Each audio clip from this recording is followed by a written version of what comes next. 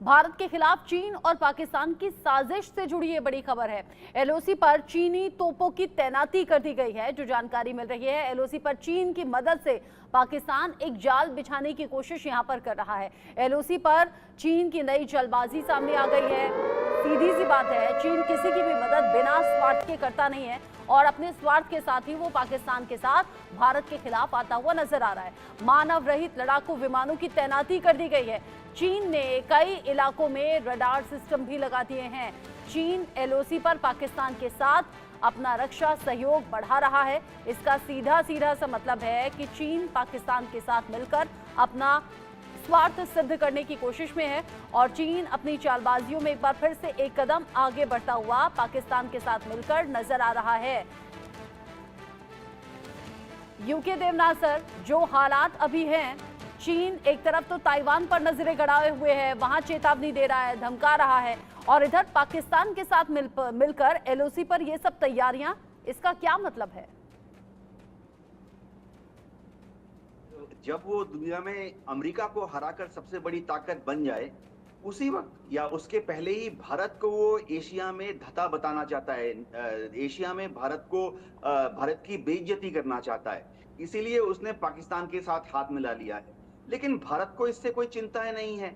जहां तक trade, technology, व्यापार, आत्मनिर्भरता और सबसे बड़ी बात आर्थिक शक्ति की बात है, भारत दिन दुगने रात चौगुने गति से पाकिस्तान से आगे जा रहा है।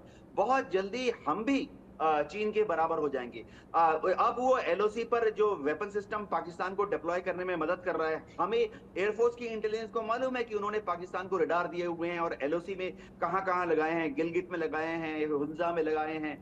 लेकिन ये सारे हमें मालूम है, अगर उन्होंने कभी कोई नापाक हरकत की तो युद्ध के पहले दिन, युद्ध के पहले घंटे में ही इंडियन एयरफोर्स के सुखोई 30 और मिराज 2000 जो हैं, जैसे हमने एंटी रेडिएशन मिसाइल कल लॉन्च की थी रुद्रम 2, उनको लॉन्च करके इनके जितने भी रेडार हैं चीन के या पाकिस्तान के, और उनके जो मिसाइल गाइडेंस रेडार हैं, उनको ध्वस्त कर देंगे। तो भारत की फौज, हमारी एयरफोर्स उनसे 3 कदम आगे है। हमको उससे डर नहीं है, उन्हें हमसे खतरा है। जी, अगर ये खतरा है और इस खतरे में उलझुल हरकतें या चालबाजियां लगातार जारी हैं, तो भारत भी इसका मुंहतोड़ जवाब देने के लिए हर तरह की तैयारियां कर रहा होगा। जैसा खुद भारत के पीएम कह रहे हैं कि अगर पाकिस्तान को हम घर में घुसकर मारना चाहते हैं तो ऐसा हम कर भी चुके हैं, और चूड़ियां अगर नहीं पहनी है तो चूड़ियां पहना भी देंगे। ये चुनावी माहौल है, कुछ इस माहौल में भी इस तरह के बयान ज़्यादा बढ़ गए हैं।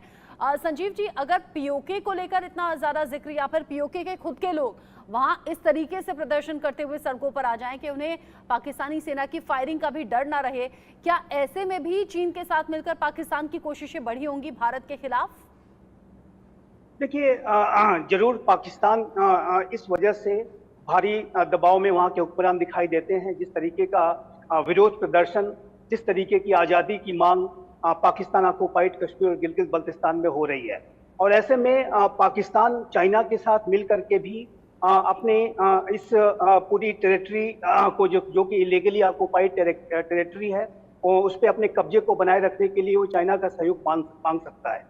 लेकिन मेरे असेसमेंट के मुताबिक जिस तरीके का विरोध प्रदर्शन पाकिस्तान ऑक्युपाइड और गिलगित बल्तिस्तान में हो रहा है, जिस तरीके के अत्याचार, दमन, शोषण, बर्बरता वहाँ के लोगों के विरुद्ध की गई है, जिस जैसा प्राकृतिक संसाधनों का जो दोहन है वहाँ के पाकिस्तान के हुक्मरानों के द्वारा चाइना के साथ मिल करके किया जा रहा है, और जाहिर है कि चाइना का जो सीपीईसी है वो उसी पीओके से भी होकर गुजरता है, जो कि एक इलीगल एक्ट है।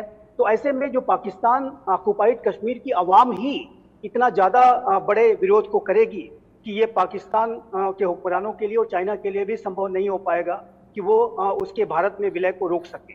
और मेरा ऐसा मानना है कि ये जो विरोध प्रदर्शन है आने वाले समय में और बढ़ेंगे। और अब जैसा कि आप देख रहे हैं कि जो चाइना का जो विरोध है पीओके में भी हो रहा है, बलूच लोग भी इसका चाइना का बहुत विरोध कर रहे हैं, सीधा चाइना के ऊपर हमले किए जा रहे हैं, अनेक चाइनीज इंजीनियर्स उसमें मारे गए हैं। तो चाइना को लेकर के पाकिस्तान के अंदर एक गहरा असंतोष पनप रहा है, और ये जो असंतोष है ये पाकिस्तान ऑक्युपाइड कश्मीर और गिलगित बल्तिस्तान में भी है, बलूचिस्तान में भी है और अन्य जगहों में भी है। और चाइना का जो रियल कैरेक्टर है उसको पाकिस्तान की आवाम समझती है कि ये शोषणकारी रिजीम है, ये जो कम्युनिस्ट चाइना है, ये पाकिस्तान का शोषण कर रहा है, दोहन कर रहा है, और इसी वजह से चाइना भी पाकिस्तान के हुक्मरानों को पाकिस्तान ऑक्युपाइड कश्मीर के भारत में विलय होने से रोक नहीं पाएगा, ऐसा मेरा असेसमेंट। अच्छा, पाकिस्तान जो अलग अलग मोर्चों पर इस वक्त परेशानी झेल रहा है, फिर चाहे वो वहाँ पर राजनीतिक अस्थिरता की बात हो मेजर शाह, या फिर आम लोगों के विरोध का सामना करना हो, या फिर पीओके में जो हालात अभी हमने पिछले दिनों देखे और ये प्रदर्शन पिछले कुछ दिन में तेजी से बढ़ा है, पाकिस्तान से लेके रहेंगे आज़ादी, ये नारे हमने सुने हैं। साथ ही साथ जिस तरीके से टीटीपी या फिर बलोच में जिस तरह के हालात बने हुए हैं, पाकिस्तान जो अलग अलग मोर्चों पर चुनौतियों को झेल रहा है, वो चीन के साथ मिलकर भारत के खिलाफ साजिशों में आगे क्यों है इन दिनों?